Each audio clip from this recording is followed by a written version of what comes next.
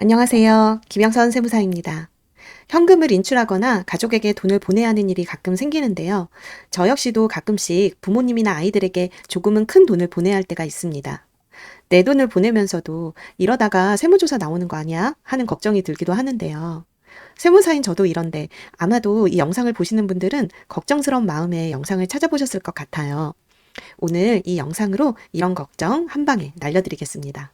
오늘은 안전한 자금 관리를 위한 세 가지 핵심 전략을 알려드리겠습니다.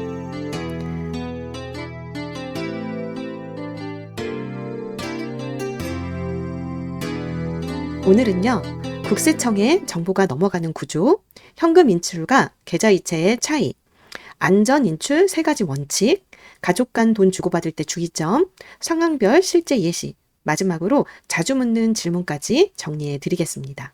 우선 국세청이 어떻게 우리 거래 내역을 받아보는지부터 아셔야 합니다. 크게 두 단계예요. 첫 번째, 은행에서 FIU, 금융정보분석원으로 넘어갑니다.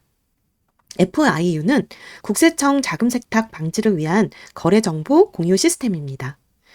CTR, 고액 현금 거래 보고라고 해서요.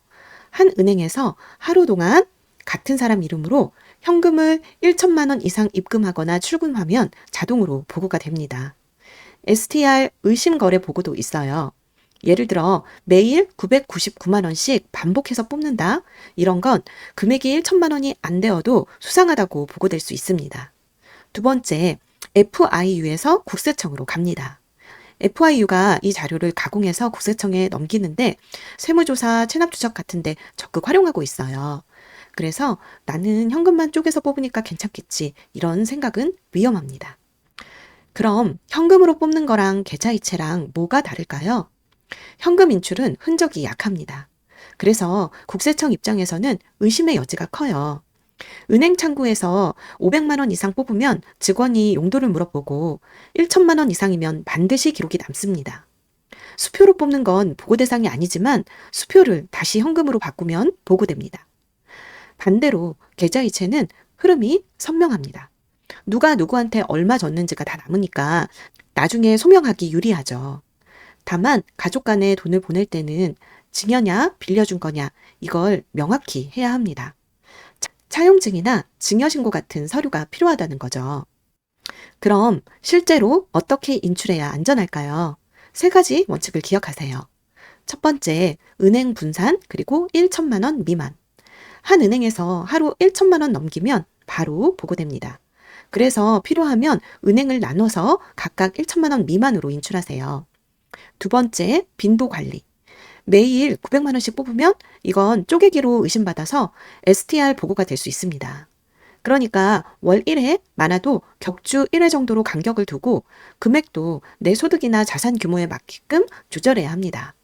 세 번째, 증빙 동반. 계약서, 영수증, 이체 메모 이런 게 같이 있어야 합니다. 창구에서 어디에 쓰시나요? 라고 물으면 몇 월 며칠 전세 보증금 지급 건이고요. 계약서 있습니다. 라고 말씀하시면 되세요. 많이들 궁금해하시는 부분이 가족끼리 돈 주는 건 괜찮지 않나? 입니다. 그런데 여기서도 문제가 생길 수 있습니다. 증여라면 증여세 신고를 해서 합법적으로 흐름을 남기는 게 안전합니다.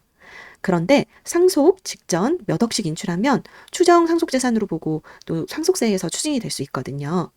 혹시 부모님의 건강 상태라든지 이런 상속 시기를 예상해보고 세무 전문가와 상의하셔서 의사결정하셔야 합니다.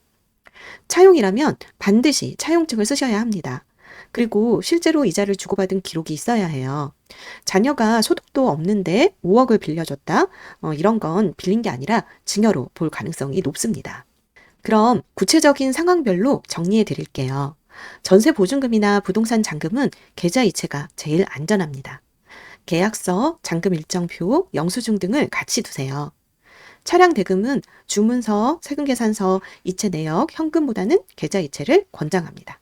정기 예금 해지 후 인출은 해지 내역서랑 용도 증빙이 필요해요. 현금으로 많이 뽑으실 땐 분산, 빈도, 증빙 이 세 가지를 꼭 챙기셔야 합니다.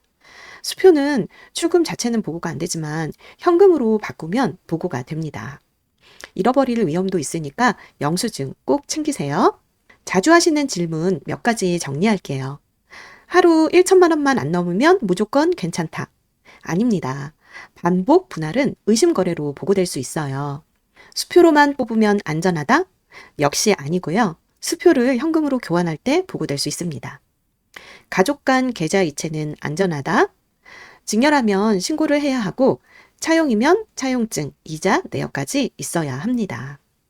창구에서 용도를 묻는 게 너무 불쾌하시다면 보이스피싱, 자금 세탁 방지 때문에 정해진 절차이기 때문에 너무 불편하게 생각하지 마시고요.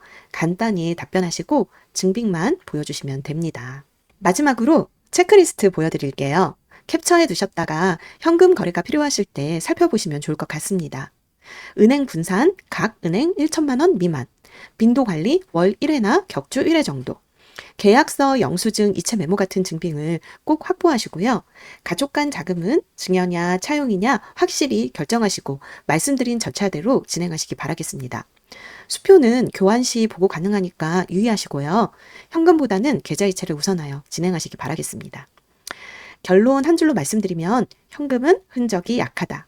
금액, 빈도, 증빙만 관리하면 세무조사 리스크는 크게 줄어듭니다. 도움이 되셨다면 구독과 좋아요 부탁드리고요. 상황에 맞게 더 구체적인 상담이 필요하신 분들은 댓글 참고하셔서 저에게 상담 신청하시면 신속하게 연락드리겠습니다. 오늘도 시청해주셔서 감사합니다.